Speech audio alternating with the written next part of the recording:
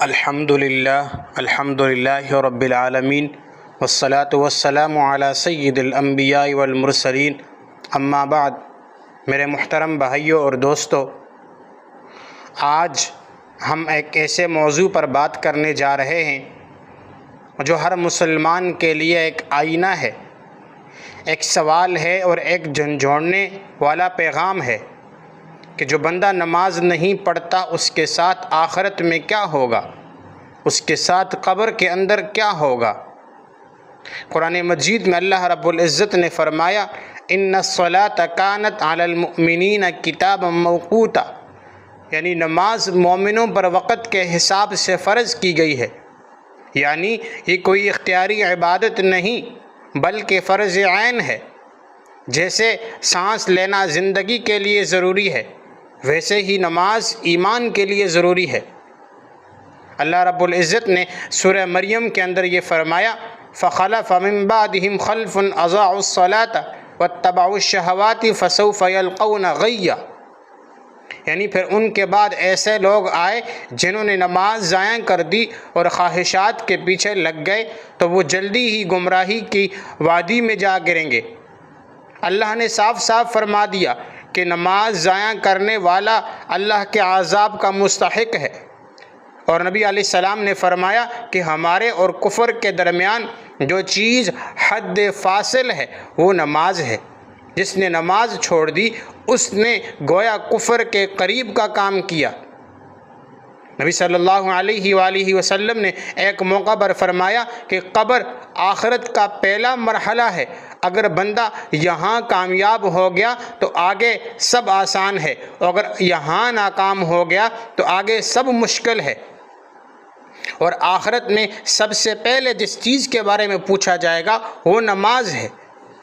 اور ایک حدیث میں آیا جب بندہ نماز نہیں پڑھتا تو اللہ تعالیٰ اس کی قبر کو تنگ کر دیتا ہے، حتیٰ کہ اس کی پسلیاں آپس میں مل جاتی ہیں۔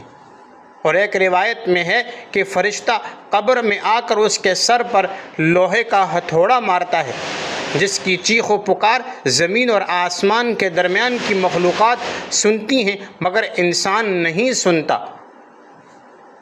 حضرت عبداللہ بن عباس رضی اللہ تعالیٰ عنہ فرماتے ہیں کہ ایک شخص فوت ہوا، اس کے جنازے کے بعد نبی علیہ السلام نے فرمایا اس شخص کی قبر میں نماز کے فرشتے نہیں آئے کیونکہ یہ بندہ نماز سے غافل تھا۔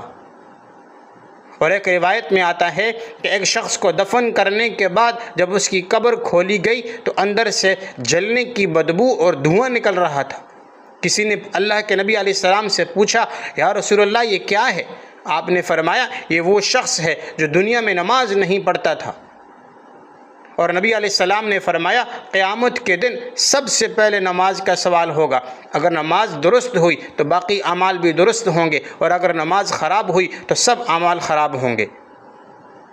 تو میرے بھائیوں، حدیث میں آتا ہے جو بندہ نماز نہیں پڑھتا اللہ تعالیٰ اس کے چہرے سے ایمان کی روشنی چھین لیتا ہے، برکت کو ختم کر دیتا ہے، دعائیں قبول نہیں ہوتی، اور موت کے وقت ایمان بھی خطرے میں پڑ جاتا ہے۔ اور قرآن کہتا ہے فَوَيْلٌ لِّلْمُصَلِّينَ الَّذِينَ هُمْ عَنْ صَلَاتِهِمْ سَاهُونَ، یعنی تباہی ہے ان نمازیوں کے لیے جو نماز میں غفلت کرتے ہیں۔ اب سوچو جو نماز ہی نہیں پڑھتا اس کا کیا حال ہوگا۔ تو میرے عزیزو، اللہ کا بہت بڑا کرم ہے، اگر کوئی آج توبہ کر لے، نماز قائم کر لے تو اللہ اس کے پچھلے سب گناہ معاف کر دیتا ہے۔ تو دنیا کے سارے کام چھوڑ سکتے ہو مگر نماز نہیں۔